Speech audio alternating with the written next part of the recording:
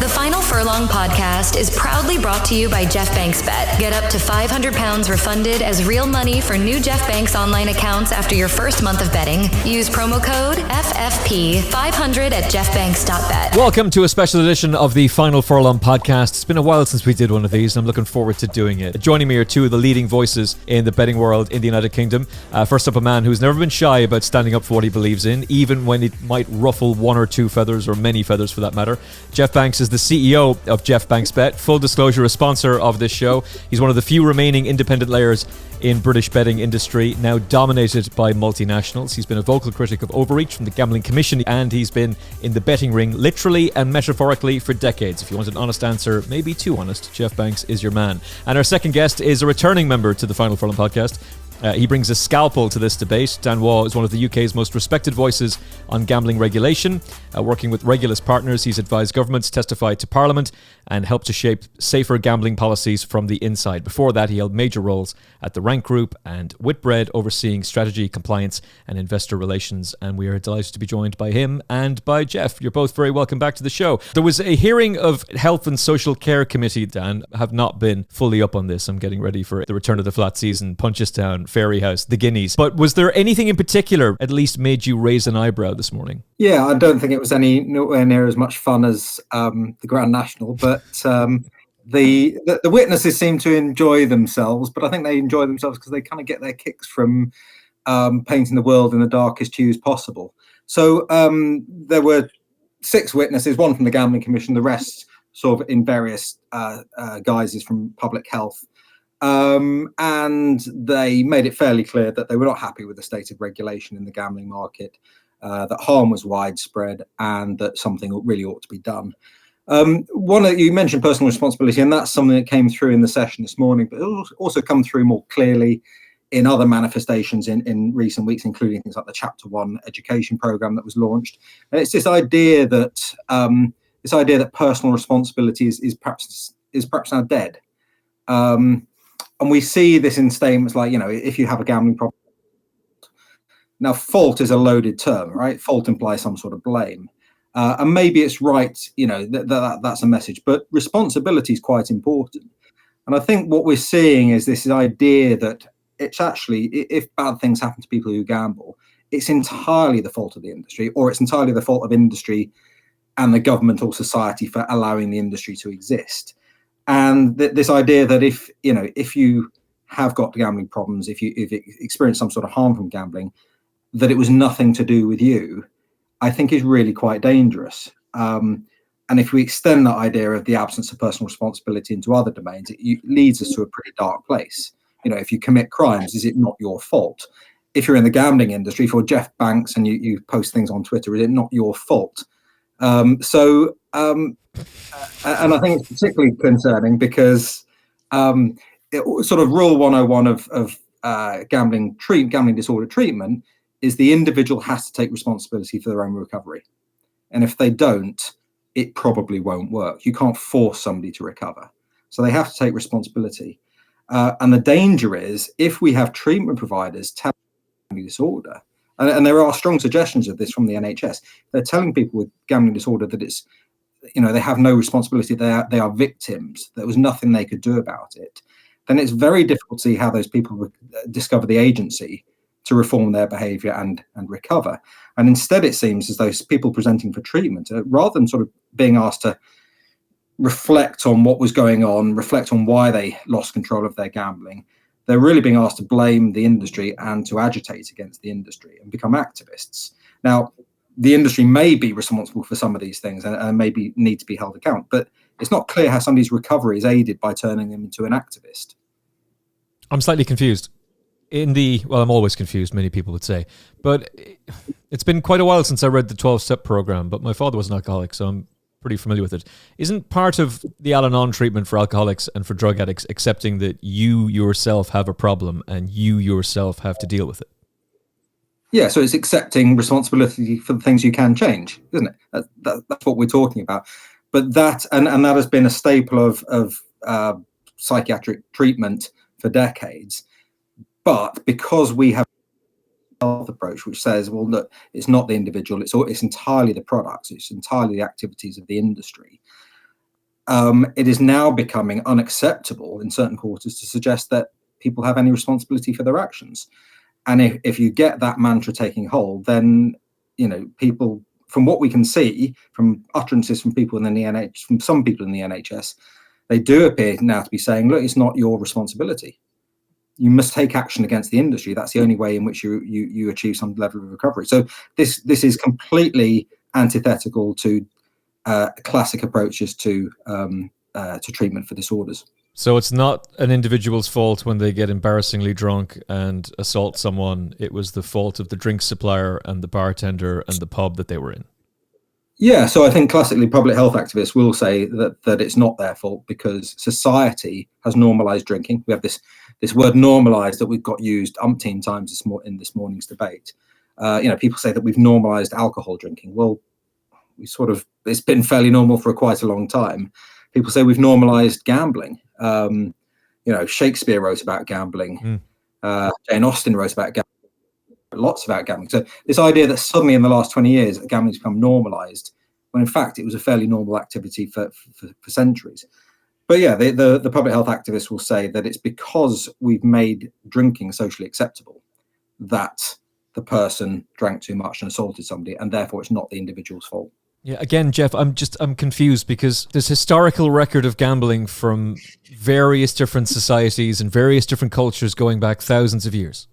Like they've literally found old gambling games in archaeological digs. So we've done it for generations, for hundreds of years at least, and probably for thousands of years. Drinking, people used to drink wine instead of the water because the wine was clean and the water was filthy dirty. We've always done this. What's your stance on this? But I mean, activists, anti-gambling activists like Heather Wardle, who only ever talks about harm and never the benefits of gambling. Apparently she's never talked to or researched anybody or the millions who thoroughly enjoy their gambling, that adds value and meaning to their life and purpose and enjoyment to their life. There's clearly some people that this person has never bothered to research. When one talks about the normalization of gambling is a bit what is their new soundbite to make gambling appear as if it's something dirty and that only bad people and vulnerable people partake in gambling, that they're not normal, they're abnormal and they shouldn't be doing it. And that's the normalization of gambling, is to portray the industry in a bad light.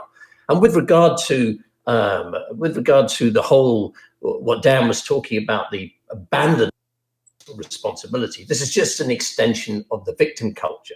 And why do people now, the majority of people who throw at the gambling companies, oh, it's your fault that I lost my money, and you were promoting me, and you did this, and you did that, and that's why I lost my money? Well, quite simply because for the vast majority of them, it makes commercial sense for them to do it, because they've been told that they can now approach gambling companies and go, I lost my money, give me my money back, which of course is nonsense, but they're being encouraged to both act that way and think that way, that they can now get their money back that they lost quite normally in the past.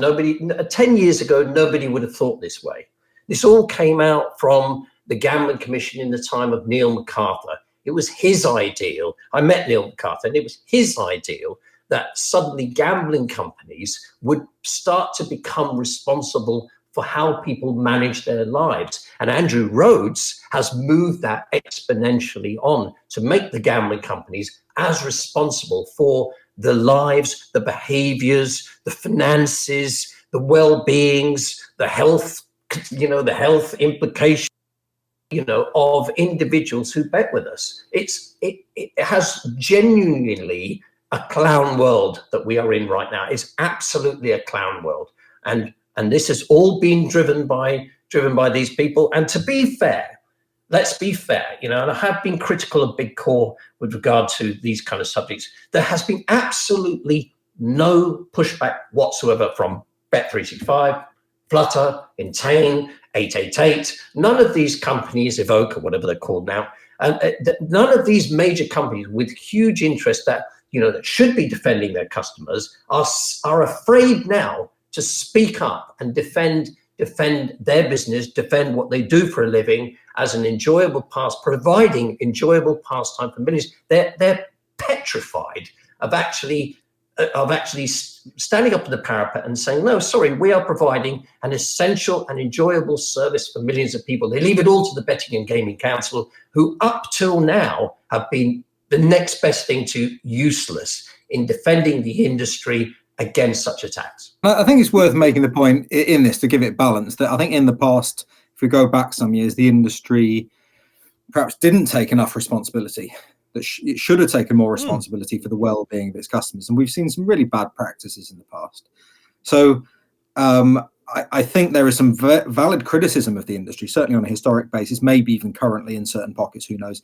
But there is certainly a valid criticism in the past. The industry did not take sufficient responsibility for the well-being of their customers, which they should do just from a business perspective. In the Gambling Act, there is a requirement to protect vulnerable people and children from harm. So it has been in there, enshrined in the Act since 2005.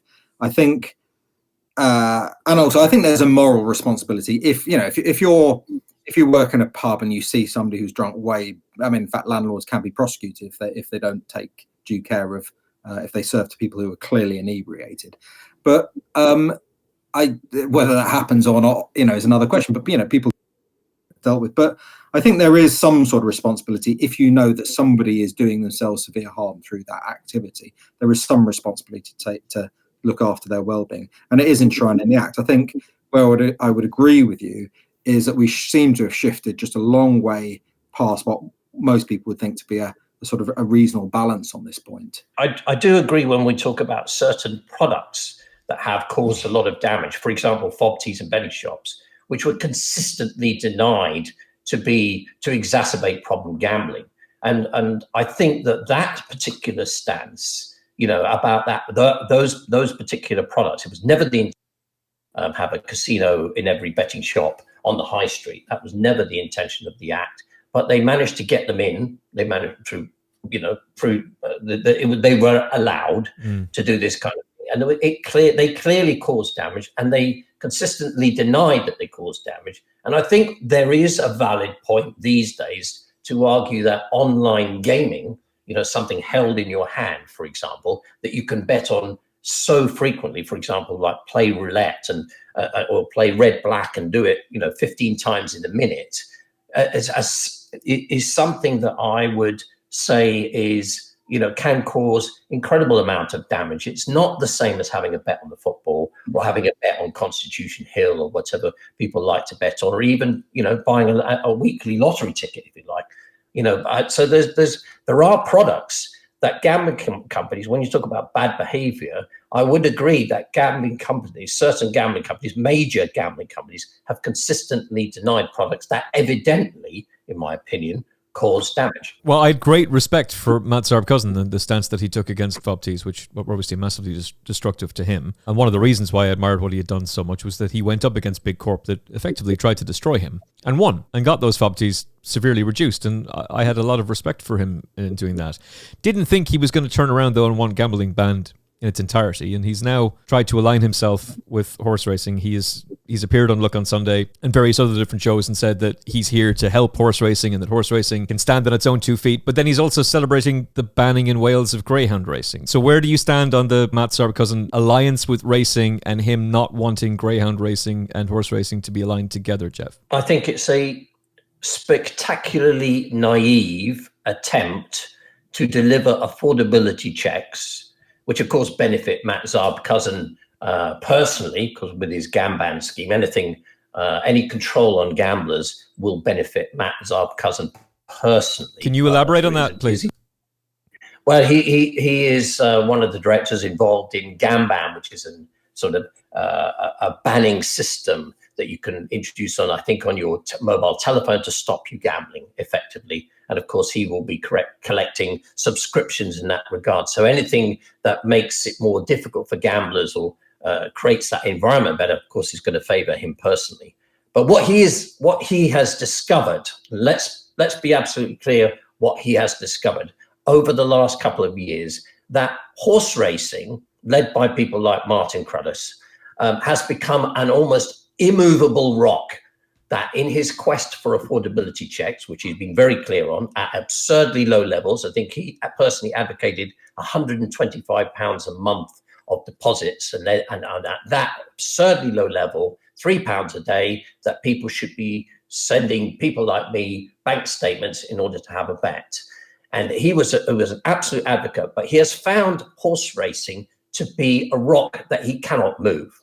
So he has very simply come up with a scheme where he splits out horse racing from the rest of the product and says, well, horse racing isn't causing so much harm as anything else. So let's not apply affordability checks to horse racing, but apply it to everything else. So what he's saying is that a bet on the horses, a bet on Constitution Hill, represents no harm, but a bet on the darts does represent harm, or a bet on the cricket match, or a bet on the golf. If you have a bet on the US Masters over 4 days, that represents harm, and that somebody needs to comply with an affordability check. What he's doing, I wouldn't say skillfully, because to me it's utterly transparent, is splitting out the product that he cannot deliver affordability checks in. And if he can get people to join his little mini campaign, like the bar stewards, to join his little mini campaign that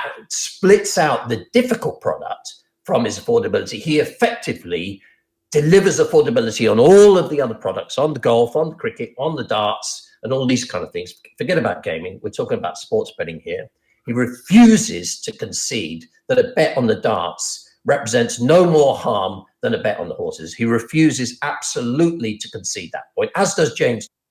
Never come out and said that, and said that sports betting as a job lot basically shouldn't be subject to affordability checks. So you split out the entire suite of sports betting products, leaving only horse racing isolated. And of course, in a couple of years down the line, the activists will claim, well, how can you have horse racing accepted from affordability checks when all the others are determined to have affordability checks? So we have to have affordability checks on horse racing. It is only a matter of time if you concede the sports betting suite as requiring or needing these absurd affordability checks, that horse racing is subject to exactly the same. And anybody that believes different is a 5-year-old with regard to their mental intellect. And I'm afraid that includes Lee Keys. Okay, Bar Stewards podcast have been really, really vocal in their support of horse racing as much as possible, and the right to protect people's right to be able to bet as well. For whatever reason, they've decided that they want to align themselves with Matt. That's their right to do so. That's their choice. They think it's the right thing.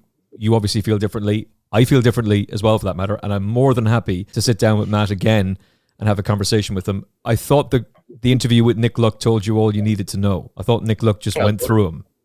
It was a train crash. It was a train crash. Yeah, it was not. It wasn't good, and I'm not really sure how you spin it as a positive either. But look, again, it's okay to have different perspectives. It's all right to have different views on this. That's part of a democracy, and something very weird has gone on over the last couple of years, where if you're on the left, you're supposed to hate the right. If you're on the right, you're supposed to hate the left and everything they stand for, and nobody meets in the middle. Left and right politicians are constantly colluding with one another, constantly compromising with one another, but for some reason we're not allowed to do that. Don't play that game. We can all talk and we can all get on very well. Dan, I'd be very interested in your perspective on this. Yeah, I mean, I have to say, I understand why people find it fascinating. I personally think it's a bit of a red herring, because ultimately the people who are having this discussion, none of them are in control of gambling policy. Yes. So if Matt comes out and says, actually, these things shouldn't apply to racing, well, that's fine. That's his opinion. He's entitled to it. But he's not the decision maker. It's the Gambling Commission that's deciding this. So I think it's a bit of a red herring. Like you, I've known Matt for probably 15 years, around there. Geoff won't like this, but I like Matt on a personal level. We support the same football team, which probably helps. I think whether you like him or not, you cannot deny that he did a phenomenal job. Just, his actions were whether you approve of the tactics, he was remarkably effective. But one thing that's interesting is shortly after the FOBT stake reduction happened, he wrote an article in a magazine, and he wrote about how he did it. And actually, anyone in the industry or anyone in racing should read this article, because it shows just how sophisticated and smart he was in doing it. But one of the things he wrote is, we got cozy with other parts of the gambling industry who weren't FOBTs. And parts of the gambling industry that had similar concerns about FOBTs. He said, and we use their political connections. So that is, I think what we're seeing here is something of a familiar tactic. You divide the opposition, and you find ways to work with them against your target. And one thing that may be instructive, and I'm not saying Matt's part of this, but if you go back to the FOBT debate, one of the big agitators against FOBTs from within the gambling industry were the arcades. Okay, they gave tremendous support. They were very close to Derek Webb and Matt at the time. Now they find themselves in as the centre of focus. Sorry, my cat's just jumped in. The arcade. Is it hungry? Is it hungry? I'm amazed. I'm amazed that Winston or Monty haven't jumped in as well. So you're okay. So so now they got the arcades, having sort of worked very closely with the Campaign for Fairer Gambling back in the FOBT days. Now they're the ones in experiencing something of a backlash, and are the focus of some of the agitation from some of the people that they've supported in the past. So I think it is quite dangerous for the industry or in racing case to start to take the side of people who probably don't have the best interests of the sport in mind in the long term. Julius II of Macedon and Julius Caesar, or Philip II, I should say. Divide and conquer. It's a massively powerful strategy that is very, very old. And the fact that he's already written about this would tell you that this is absolutely something that is on his mind. But again, I'm not sure it's that relevant. I mean, at the end of the day, affordability is the Gambling Commission's policy. They're the ones, and I cannot see any way in which the Gambling Commission would agree to a carve out for racing. It'd just be, I cannot see it happening. So they would expose themselves, I think, if they did that. So personally.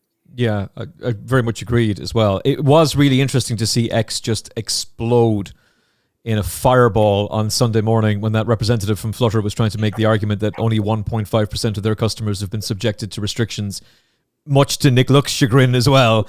But then you've just got this steady stream of people who are all outlining, no, this happened to me, this happened to them, posting screen grabs as well. I mean, it's a very tricky way of a very slimy way of wording it, Geoff. I thought it was a very lucid interview. I quite liked the fella, the way that he presented things.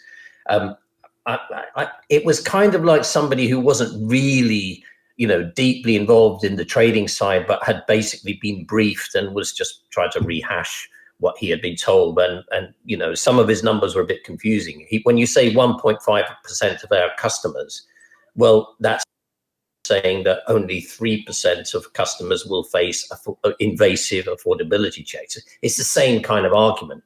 But what we're actually talking about with Flutter, and by the way, all bookmakers restrict. So, it's not just Flutter here.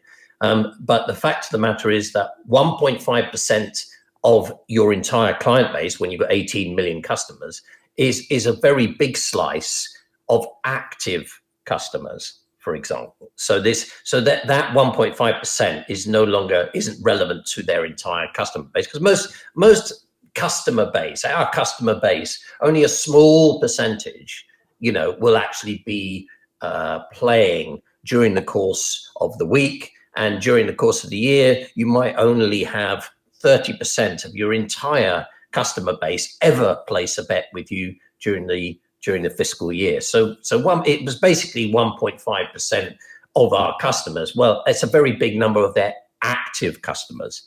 But the reality is that, when you talk about restrictions, they are here to stay. There are people out there who, as he says, quite rightly, making six-figure salaries, I know the very biggest players, 6 and 7-figure salaries from bookmakers. And they are, I'm afraid, them and their cohorts are going to be expunged from the cake. Sorry, that's reality. He did come across as very likable, I have to say, and he did come across very impressively. You can see why he's in that role, but when you're presenting figures in that way, I thought Nick's reaction was priceless. It is eyebrow raising. Dan, do you have anything to say on that particular matter?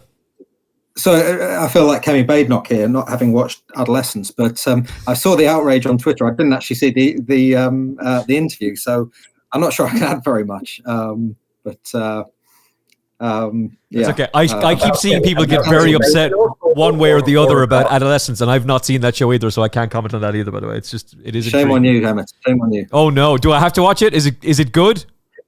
Well, it's fairly bleak watching, I have to say. I wouldn't. It's very well executed, but it's pretty bleak story. It's brilliantly acted, but it's woke fare from beginning to end. I tell you what, it made this morning's Health and Social Care Committee look possibly joyful. Okay. Yeah, well, in that case, good luck to those of you who are watching Adolescence. You can enjoy it. I will stick to Stephen Graham in 1,000 Blows, and I'm working my way through Paradise slowly but surely on Disney Plus as well. And we got Daredevil Born Again. So I'll just go with that stuff, and you can all enjoy your, and I quote Geoff Banks, woke nonsense. Was that what you said? We'll go with that instead. Yeah, woke nonsense. Yeah. If I was to ask you to define the word woke, we could get into a row. But anyway, we'll leave that to one side. Corbett's Bookmakers were fined £686,070. Is the Gambling Commission getting heavy-handed, Geoff? I don't think it's getting heavy-handed. It's arrived heavy-handed some years back. Under the Andrew Rhodes regime of the Gambling Commission, Andrew Rhodes.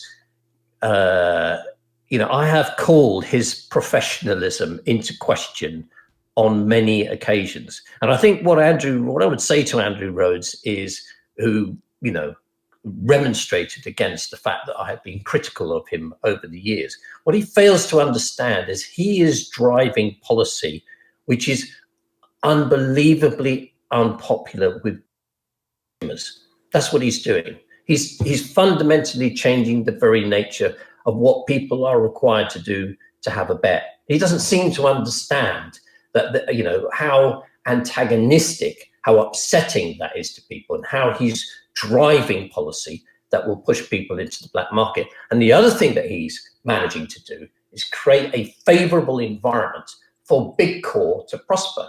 What Andrew Rhodes doesn't seem to understand, and perhaps he should consider, is the fact that at a time when his gambling policies has seen the turnover of gambling companies on sports betting decline by 8 or 9 billion pounds a year, which has a huge impact on horse racing, for example, that their profits have in fact increased. So they've managed to make more money out of less turnover in the Andrew Rhodes era. He has created environments where they can make more profit. And I would argue that, for example, they have literally danced their way to the Gambling Commission's door for the essential data to profile their as never before.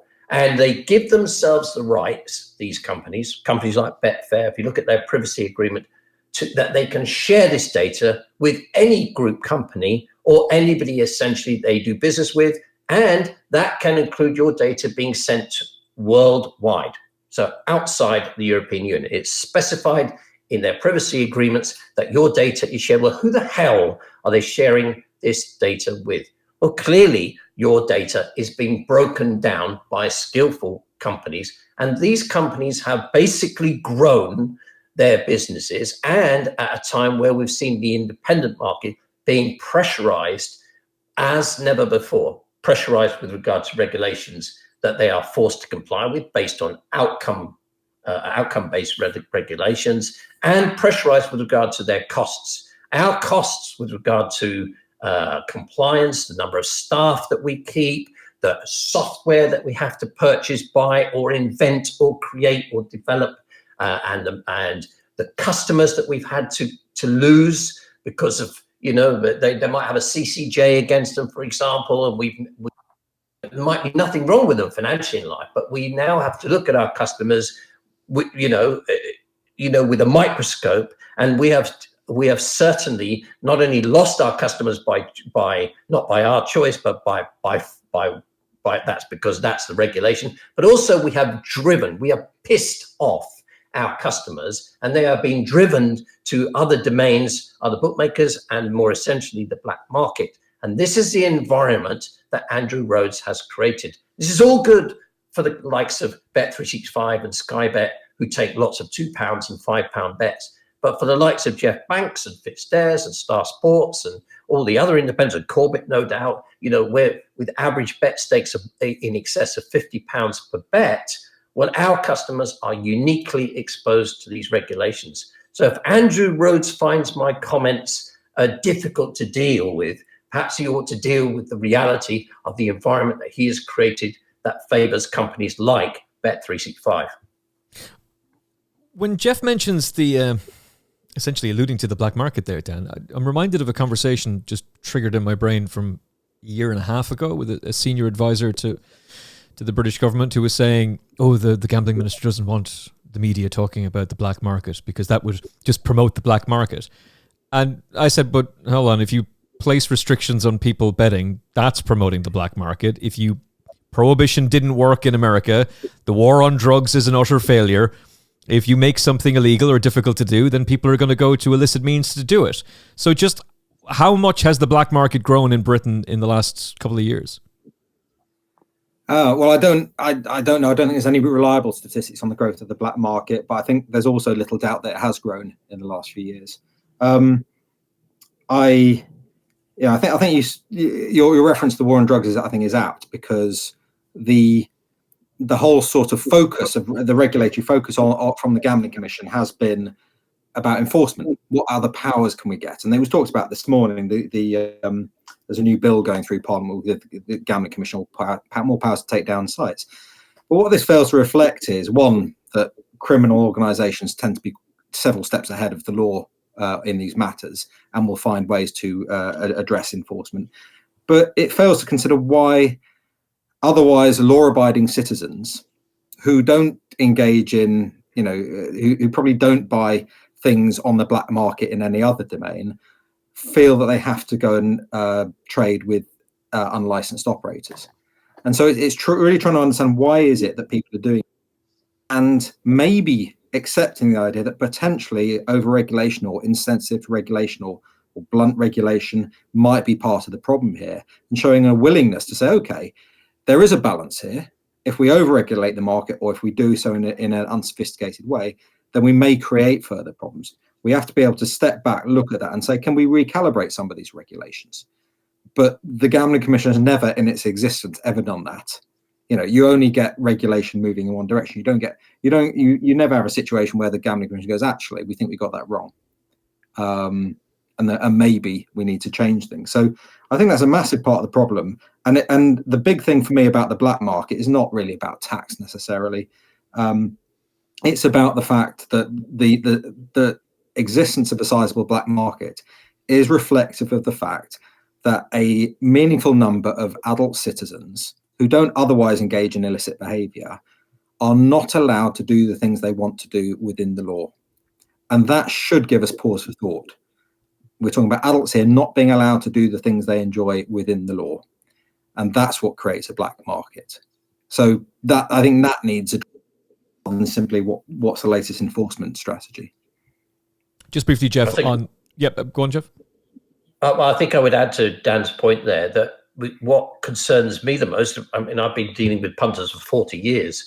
And in that time, of course, I've dealt with people on occasion who bet greater than their means and causes them, stress and whatever. And we've had to deal with that as a company, and as an individual, I have to deal with that.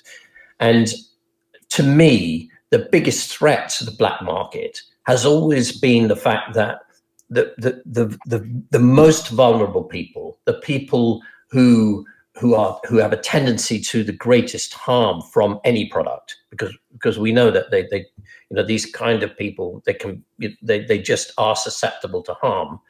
That if they're addicted, logically addicted to gambling, for example, and you ban them from the regulated market, they're not just going. Seems to be, I cannot understand why people do not understand that they're not going to stop because you say you can't bet with William Hill or Geoff Banks or Fitzdares or Betfair in the regulated market. They don't just stop.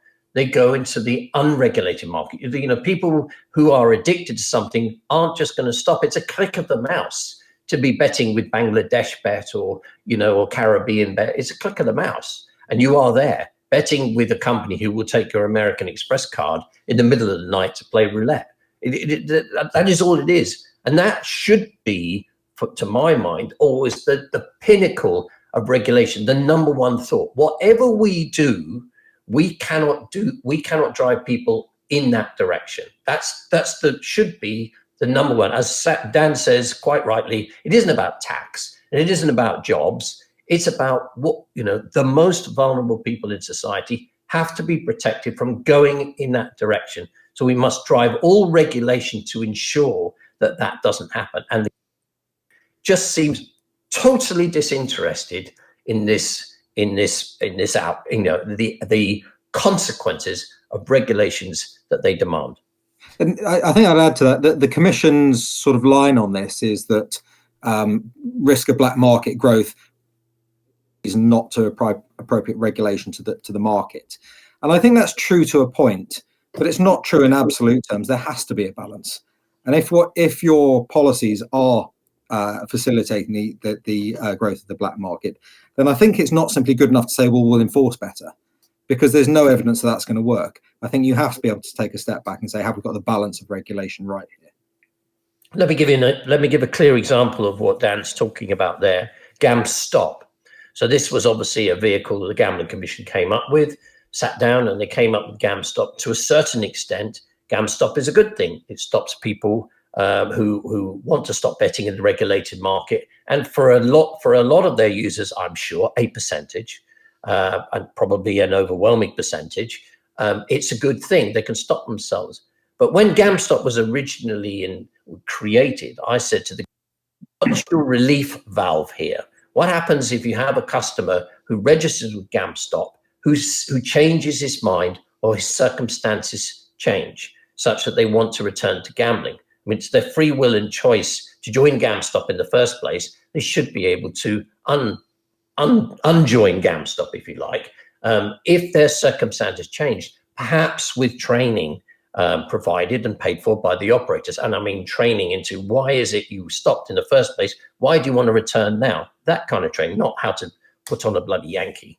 And the Gambling Commission's response at that time, perfectly reasonable conversation but I had with one of their senior representatives at that time, was to say, sorry, Geoff, we have to be able to create a scheme that is airtight. And I said, well, what will happen is when you create an airtight scheme where people change their mind is they have nowhere else to go but the black market.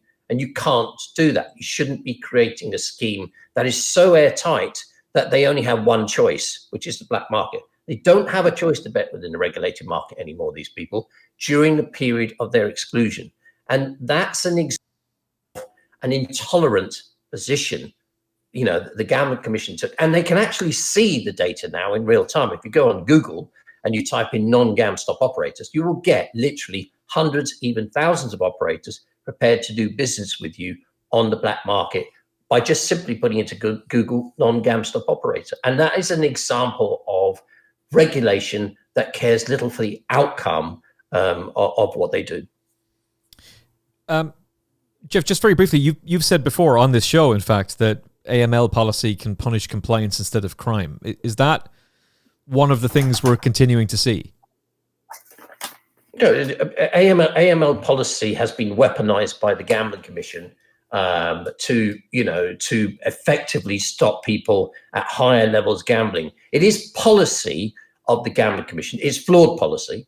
It is flawed policy. If you look at the people who have, that we have the cases, that there aren't very many cases, but they're important cases of people who have been associated with gambling and taken their lives. Most of those people are not wealthy people. They're not rich people with big businesses or anything else like that. They're often people at fairly, I hate to say what's the expression without hearing, who live at lower levels, who have more ordinary lives, more ordinary jobs. And the Gambling Commission has driven policy which seems to be based on a number. If you bet at higher levels, you should be subject to affordability checks, more checks, invasive checks, all this kind of thing. And that is fundamentally wrong. It isn't about how much you invest. It's about what you do in life and whether you are betting beyond your means based on what you do. If you work at McDonald's, then clearly you can't be, you can't have a deposit limit of £5,000 a week. You can't support that. It's impossible. Most of the harm cases, the infamous harm cases in gambling, are based on people who don't earn a lot of money in life. But the Gambling Commission is aiming everything at the top of the market for people who like a bet in 50s, 100s, that kind of thing, 200s, 500s. They are being targeted by the Gambling Commission, and they have weaponized money laundering, and they found no cases in the last few years of any actual money laundering going on. It's not proportionate to the problem in any way, shape, or form. They have weaponized it in order to reduce the overall level of gambling. So, Dan, is the Gambling Commission inadvertently building a regulatory system that only suits the larger operators?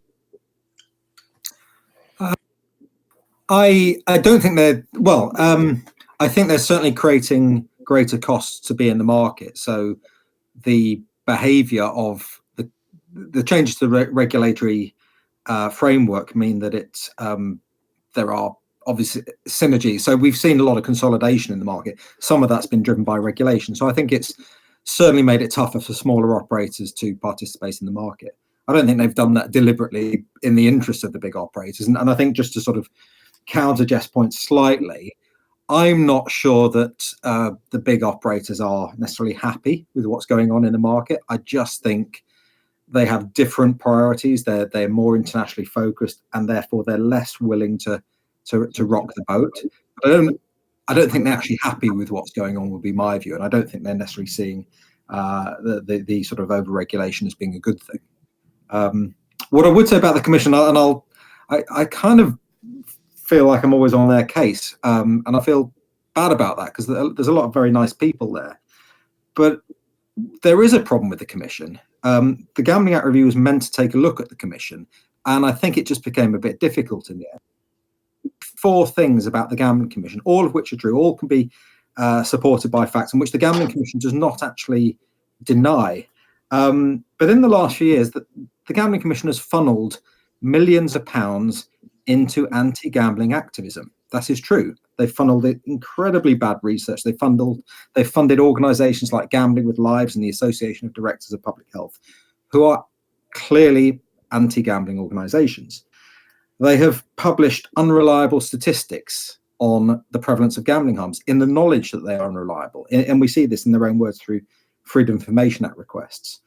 They've misrepresented research in public consultations on a repeated basis. And they've promoted the views of anti-gambling activists. And if you go onto the Gambling Commission's website today, you will find links to documents that say things like, if you're in a position of, if you've got any public influence, you must tell people that gambling harms are widespread in society. Now, that is not what a regulator should be doing. The regulator should be morally neutral. It should be there to enforce the law as it is. It shouldn't be there to take sides in what is obviously a very fractious debate between prohibitionists and the industry, people in between. So I think that there does need to be some additional level of scrutiny. And I think the industry's got to do a much better job of holding the Gambling Commission to account, because unless you do that, this behaviour will get worse. Why would the Gambling Commission do that? So I don't know. I'm not necessarily certain it's a coordinated big plan. I just think they've taken a lot of very bad decisions, such as deciding to, they've decided to fund Gambling with Lives, for example, and now you've got various people from that space making legal threats against the Commission. So I don't think it's necessarily been a fully thought through plan. I just think their sympathies, they've been antagonistic towards the licensees. So I think there's a lack of warmth towards their licensees in general. You know, that the relationship between the Commission and licensees is generally not very mutually respectful. And I think they've been, so as lots of people have in the sort of political space, I think they've been sucked in by a lot of the things that the public health organisations have told them. So I think I don't think it's a grand plan necessarily, but they have made an awful lot of bad decisions. And the problem is they don't own up to them. They're not willing to say, actually, do you know what? We shouldn't have been funding these organisations through the regulatory settlement scheme. That was not appropriate. And we've got, just to sort of give you a heads up, we've got 3 research projects being published this year on gambling and suicide. These are funded by the Gambling Commission, one of which features Gambling with Lives as part of the research team. And Gambling with Lives wrote in their latest set of annual reports that this research will demonstrate why gambling is so lethal. I mean, these are sort of prejudged, unscientific studies which are published by, funded by the Gambling Commission, and unless there's some level of truth about these, it could have a profound effect on the regulation of the market. Jeff literally had his head in his hands when you said that. Well, but I am. One of the things that we are required to do as operators is review enforcement reports the Commission has taken against operators. Most of them, of course, are independent operators that they've taken enforcement against, and we're supposed to review those enforcement reports and use what information gained from those enforcement reports to govern our behaviour, basically to govern our regulations. But those enforcement reports, if you look at them on the Gambling Commission website, are necessarily vague. And in some cases, or in one particular case, that's the case of Bet365. By the way, I don't blame Bet365 here. They're a bigger bully than the Gambling Commission, and I don't blame them for being that. The fact of the matter is that the most vague enforcement report of all is the one on Bet365. There is, if you look at enforcement reports, say, for example, on Corbett Sports, they detailed individual cases that they found Corbett Sports guilty of in setting their record scale of fine against Corbett Sports. But none of the detail that is present in all of the other enforcement reports, I think all of the ones that I've looked at, contain actual monetary detail, like the William Hill detailed offences, if you like, if that's the word, that William Hill had done in monetary values. This customer did this, he lost this amount of money over this amount of period of weeks or whatever. But in the Bet365 enforcement report, there's nothing. There's just generic failure. There's a failure of Bet365 to follow our procedures with regard to this, that, but no detail. And they fined Bet365 for a range of failures, 1 hour's wages. 1 hour's wages for Bet365, who I think last year, correct me if I'm wrong, they trousered 3.72 billion in revenue, and they were fined by the Gambling Commission for a range of failures, £580,000, which was less than the amount of money that Corbett's were fined, 680. Actually, it's the second time they've been back to Corbett. They've fined Corbett Sports twice now, so it's nearly £1 million in fines that this teeny-weeny company has faced at the hands of the Gambling Commission. And to me, what's going on, it looks bad, it smells bad, and it looks like this super giant company to me, it looks like they leaned on the Gambling Commission and said, no, you're not coming near us with your outcomes-based regulation. And I don't blame them. I do not blame Denise Coates and her team for turning around to the Gambling Commission if this is what's happened, basically, and said, you're not coming near us with your outcome-based regulation based on we think this and we think that, this is trigger point is too low or too high or whatever. And they have done what I effectively, or appears to have done, what I have been asking operators to be doing for the last few years, which is to challenge the Gambling Commission. But it does highlight, when you look at the two individual cases, the biggest gambling company in the world making £3.72 billion, fined £580,000. And Corbett Sports, who last year lost money, fined £680,000. There's something deeply wrong in this, and it should be examined. I'd just follow on. I'd say that one of the issues which has been talked about for a long time is a lack of transparency. There is no clarity about why some people get sanctioned at certain levels and others at other levels. And the Commission's resisted calls for transparency, saying they've done it on the basis that they don't want people to sort of bake in a cost of non-compliance, which I think is a fairly cynical reading of the market. But, if in other walks of life, you don't say, well, we're not going to give sentencing guidelines for theft, because people might then make a rational decision about whether it's worth risking that sentence. So, in other areas, in the law more generally, it's recognised that giving people transparency over why certain sanctions are set at certain levels is a good thing. And I think the problem is, without that transparency, then we sort of speculate. We don't know why sanctions are set at different levels. Yeah, and it's reasonable to speculate. It is reasonable to speculate when they provide no details. Yeah, so I think in talks with various lawyers in the gambling industry, what I would say is that often there is a view that the enforcement casework is not done very well, that the case is not very strong, and that operators and lawyers sort of are tempted to challenge it. But the risk is, if you challenge, the risk is you go to license review, and that's a fairly, the risk of getting that wrong is pretty binary. So I think what is possibly happening is those who can afford better lawyers can push back on the GC more strongly than perhaps smaller operators who can't. And that may be what we're seeing. But again, I don't know. The lack of transparency, leaves us in a space where people are bound to speculate. So let me give Emmet, please, people an indication of what kind of thing Corbett Sports were found guilty of by the Gambling Commission. I'll read it verbatim. So this is customer 5, of which they had 10 or 11 customers that they detailed the case. Customer 5, between 2013 and 2023, that's a decade. This is a betting shop customer, by the way. The customer made betting shop customers is not online. No, it's not. It's a betting shop customer. Made lifetime stakes of £72,000. So he invested £7,000 a year. During the assessment, officials noted that whilst no identification documents were held on this customer, ID, staff members believe the customer was a farmer in his 70s.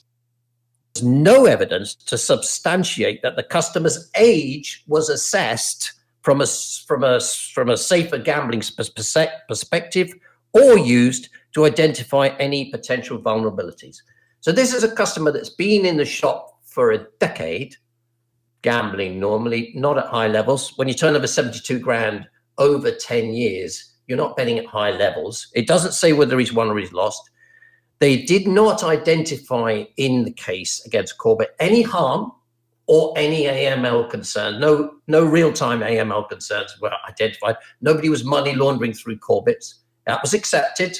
Nobody suffered harm. That was also accepted. They were just finding them based on procedure. And they expected them to have ID on a 70-year-old who'd been betting with them for 10 years. And the question I have for Andrew Rhodes and his enforcement operators is, where does it say on the Gambling Commission website to consumers that walk into a betting shop that you should be prepared to provide to that betting shop operator ID, bank statements, financial records, that kind of thing, in order to have a bet? That, Mr. Rhodes, where on your website, point out to where are the consumers advised by the Gambling Commission that this is a requirement of the Gambling Commission, not of the operator, but of the Gambling Commission, that this is what they will need to bring into a betting shop in order to have a bet. And we are talking here about somebody, and there is a range of cases just like that, in which the Gambling Commission, this is all based on the sort of the Corbett fine. These are facts, the actual facts, what they actually say. They expected him to have ID on somebody that had been walking in and out, a regular customer. They expect to have ID on it. I used to work in a betting shop. I used to have people coming in, old people that used to come in and everything else like that. These people loved going to betting shops, whatever. These days, what the Gambling Commission is saying from enforcement law like that is that they expect that the customer should have known that he was going to be required. The Gambling Commission should have made that customer aware that if you walk into a betting shop, you may be asked for this stuff. You should bring it with you in order to have a cash bet in that betting shop, especially even if you're a regular. It doesn't matter to do that. To me, when I look at the entire case, where my conclusion is Corbett weren't well represented. The most interesting aspect of what you've just said is that you specifically said it does not say whether this man won, lost, or broke even. Why would that not be included? That's massive context.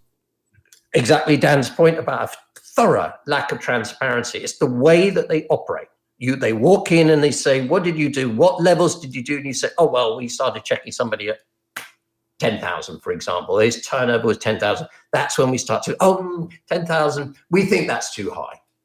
We think they don't, but there's nowhere on the Gambling Commission's website or the LCCP or anything like that that actually specifies that amount for the operator. Dan, go on. I can see you. Yeah, I think there's a similar thing. It kind of goes back to the responsibility point. Another sanction recently was the one against the football pools, and there were various grounds in there. And I don't have inner workings of that case, but some of the grounds presented were that football pools was overly focused on financial risk. And so they weren't looking at things like the amount of time that people were spending on the site. Now, I think this is interesting because if you spend a lot of time on a website, but you don't spend a lot of money, what is the problem? Now, the problem might be that you're neglecting your home life, or you're not spending enough time on your work or your studies or things. So there are things, but that's no different than if you spend too much time on social media or shopping on Amazon or any of these YouTube, other things. So Netflix, X. Yeah, so the reason that time on site is a sort of considered to be an indicator of harm is primarily because it may indicate that you end up spending far too much. There's a secondary bit is that you may be neglecting other things in your life. But if you spend a lot of time on the website and you don't spend lots of money, it might be that that might reflect things are going on in a person's life which are not great. But why is that the operator's responsibility? It's nobody else's responsibility. It's not Amazon's responsibility. It's not Tesco's. It's not Twitter's responsibility. So I think we are sort of crossing into this territory of the gambling operator being held responsible for large parts of their customers' lives that have really got very little to do with gambling. Yeah, they were also held responsible, Dan, for what occupation people had who were gambling in the betting shops. So, for example, a scrap metal dealer, that they should have conducted more checks on somebody who is a scrap metal dealer with regard to AML, because they are in some way determined as being more of a risk. So basically, the Gambling Commission are introducing a scale of what industries are acceptable to them or not with regard to AML. So, anybody that works as a window cleaner, that's a cash business. You ought to be examining that a bit more and all this kind of stuff. This is the kind of absurd nonsense that they have worked their way into. And I repeat, and I would say this to Michael Corbett, I feel when I look at the enforcement notice my opinion is they were simply not well represented, because I wouldn't have stood for this. I would have taken the £686,000 that they'd fined me, and I would have given it straight to Lord Panic and say, take this lot into court, take that £686,000 and make sure you find out how it is that they're fined £686,070 and £70.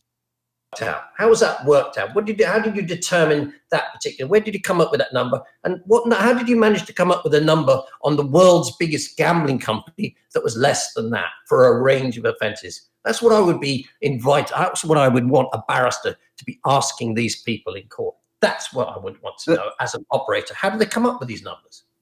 I think the other thing that's interesting in Customer 5 is that you said he was in his 70s, and that they didn't conduct age-related risk. Well, prevalence surveys, including the Gambling Commission's own new one, indicate that people 65 and above have the lowest rate of problem gambling of any age cohort. So, it does seem they sort of make things up as they go along. Another good example I'll mention, actually, is the Gambling Commission has contended that in-play betting is a high-risk form of gambling. And it picks it out almost independently of any other form of gambling to say this is really high risk. Well, the evidence that's presented in support of that was weak and actually didn't support that view.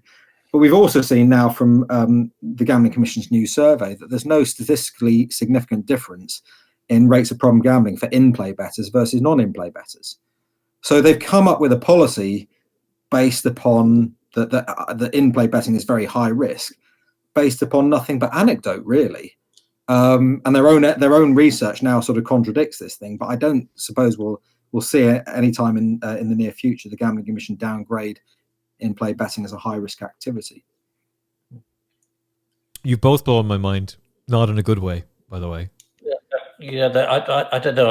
I read, I read the enforcement report, to educate myself, and I was genuinely astonished that any betting shop operator would be, required to, a customer who staked 57 grand over a year with a net winning position of £11,000. So the customer won. This is not a safer gambling risk. He's doing well. He won't be writing to the Gambling Commission demanding his money back without the licensee holding any background information regarding the customer's occupation. So now we're supposed to be judge and jury over, what somebody does in his life and whether or not they can afford to, a man that's winning isn't betting with his own money, for crying out loud. He's betting with the bookmaker. So you walk in there with £500 in your hand and you turn it into £3 grand, easily done in the Cheltenham Festival, especially if you don't back that Constitution Hill, can't jump. And if you do that, you turn it into £3 grand, you can easily, over the course of a year, if you're a clever punter, turn over 57 grand. And there's no safer gambling, there's no problem with regard to somebody that is winning 11 grand. He's doing well. He isn't going to complain to the Gambling Commission. Now they want us to, or get betting shop operators to find out what it is they do for a living. I think the whole thing, the whole ruling, when I look at it, is utterly absurd. So he bet 57,000, he won 68,000, but they got fined as part of that. He won 11 grand. He won 11 grand. So, it's easy to turn over money when you're winning. You can turn over money. Yeah, of course.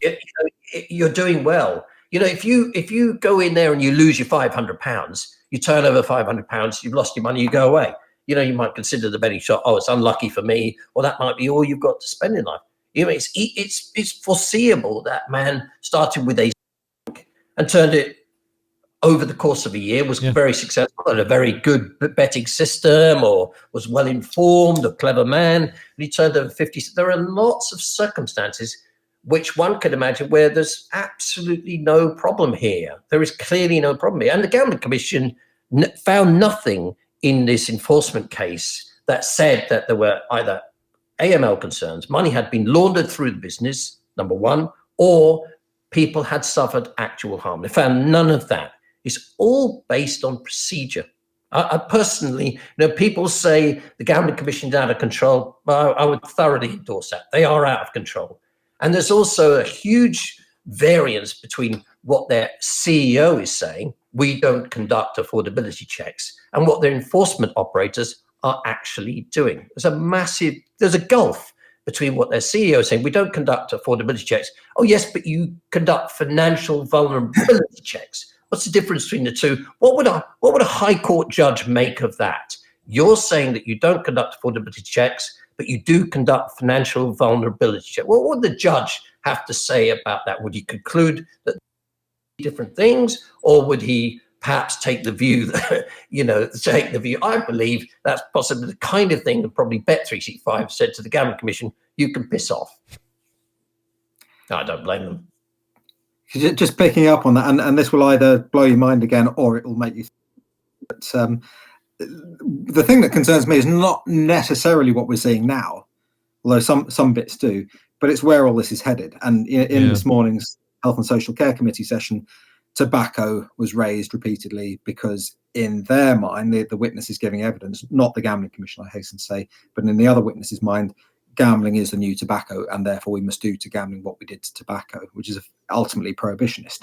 But one of the great ideas that was presented by the National Clinical Advisor on problem gambling was that all operators should have to share on an open source basis the customer transaction information, open source but anonymized. I'm not quite sure how that works, so that a third party, I guess a state body, can look at what's going on and that can then identify whether somebody is experiencing harm and then intervene in advance. So what this would mean in practice is you'd have some sort of state body looking at all the transactions of all gambling customers across the country. They'd have to have their financial data as well. They'd have to see how much these people earned. And then the state body would then intervention to say, okay, this customer now has to stop, for example. So this was being discussed in Parliament today. None of the MPs, I'm not sure the MPs necessarily understood what was being proposed, but none of them batted an eyelid. The same person who proposed it also endorsed a few years ago a similar plan, along with Ian Duncan Smith, that said even this would extend to land-based. So if you were playing a tuppenny pusher in an arcade in the seaside, that cash transaction would have to be recorded, sent to your bank, given to a third-party state body that would then review your spending and tell you when you had to stop. So we're really entering some, there's some pretty dark things that are being discussed here, pretty absurd things as well when you think about it. But that's where this is headed, unless there is some sort of check, unless a sufficient number of people from all, whether from racing, from industry, from treatment, from harm prevention, who say, actually, no, we're deeply concerned about where this is heading. We've massively overswung on the policy correction here.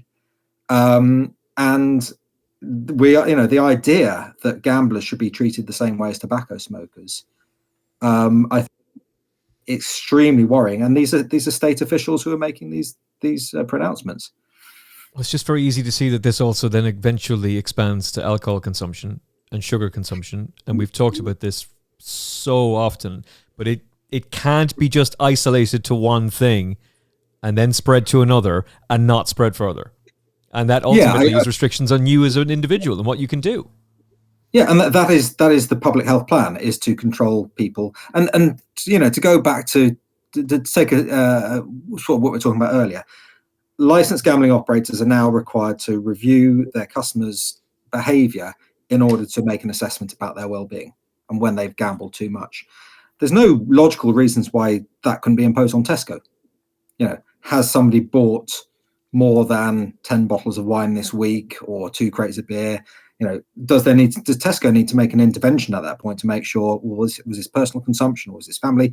There's no real difference why, real reason why one policy in gambling should be permitted and you don't adopt it elsewhere. So I think the point, I think in a way, even for people who don't care about gambling or betting, should be deeply concerning, because if, public health won tobacco and now they're applying tobacco rules elsewhere, if they win in gambling, which says actually the businesses have to monitor their customers' behavior and are responsible for anything that happens, there's no reason in time why that can't be extended to other industries, to pubs, to supermarkets and others. I talked to somebody today who said it was overcast on their holiday destination, so they went to the shop and spent money they shouldn't have. So that means that clothing store that sold them those items, they can now be questioned about that too. That's make no mistake, Emmet. I want my punters to, my customers to bet with me and to bet within their means. Yeah, of course. And I don't want anybody who bets with me to suffer harm. I have never advocated that position, never supported that, never just been hand out for the money, regardless of what people's individual circumstances done. And there have been times in my life when I've given money back to people because I've decided that when I've heard more details about the case, I have decided that I think we should refund money to them because they're in difficult circumstances. That has happened, and that's what I want, because I want my customers to be customers of mine for life, not just for 1 week or 1 minute or 1 day, whatever. It is important to me for gambling operators to behave well, which is Dan's point earlier on. I endorse that view. Yes, I want gambling operators to behave well. I don't believe that Big Core have covered themselves in glory over the years, and I think they continue to offer products and a stance which I think is at best disconcerting. But that's this is the world that I live in. This is the world I live in. We can only but do our best in life. But I don't think the regulator's doing its best by customers. I don't think the regulator is looking at the concerns of British consumers, what they have to say, their wishes, rights, their freedoms, their propensity for kicking people into the black market. I don't think they're doing everything they possibly can to respect everybody's views in life here. Okay. I appreciate the time from both of you. Any final words, Dan, before we wrap it up? Anything that you can tell me that will make me feel better about this conversation? I don't like the pause. That does not mean that's not a good sign. I was about to say that the other thing that's happened this week is that the new levy has been instituted, which I didn't mention on the litany of charges against the Gambling Commission. The Gambling Commission lobbied DCMS and Treasury for, which means they lobbied for the imposition of a new tax on their licensees, which they really shouldn't be doing as a regulator. That's more depressing stuff, particularly when you see where the money's going. But if there's one positive thing, and it is, well, maybe it's two positive things, we are seeing a sort of rollback on what Geoff would probably describe as woke nonsense. We are seeing some correction to the sort of overreach of critical social justice in things, in certain areas of society. And I think a sort of rejection of some of the nonsense we've seen in society. It's possible that the sort of rise of prohibitionism could be part of that. So we might see some level of correction, some return to some degree of proportionality, as part of what I think is called the vibe shift around some of these sort of broader social issues. People make it happen. And I would say part of the reason we're in this position is the gambling industry has done so, to Jeff's point, has done so little to stop the slide to where we are today. It's done so little to challenge its regulator when its regulator has behaved inappropriately. And so if there's optimism, it's because I don't think the industry could have done a worse job in the last 5 years around some of these issues. So the only way is improvement, really. And I think that there is an opportunity. I think we are seeing, not just within, in fact, particularly not in the industry, there are people, lived experience of gambling, harms. There are people in treatment services. There are people in harm prevention services who are deeply concerned about the direction of travel on policy.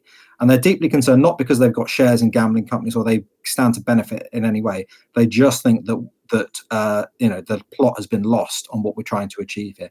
And actually they see greater harm arising from this increasingly intolerant prohibitionist position. So I think we are seeing a bit of pushback. It's not really coming from the industry at the moment, but I think there is an opportunity constructively, politely, to challenge some of the nonsense we're seeing, to accept where things do need to change in the interest of consumers, but also to push back on some of the absurd things that we are starting to see. So I think it's almost there's a call to action here. If people don't like what is going on, then I think they need to find common cause with others, and they need to start to push back on this stuff. Otherwise, the outlook is extremely bleak, I'm afraid. Worse than adolescence. Okay, final word to Geoff Banks. Oh, I'm heartened by two things. Number one, I'm looking forward to seeing the Wonder Mare bounce all over Constitution Hill this week, because that's an inevitable happening. That's definitely going to happen. But all you people there, all the people will be out there. Constitution Hill can't lose. Hasn't done anything since 2023. Remember that. But the second good thing, this podcast, by the way, is going out the night before, but people might only be watching it or listening to it afterwards. So either you look like an absolute genius, or you look like me when I said to win the champion hurdle.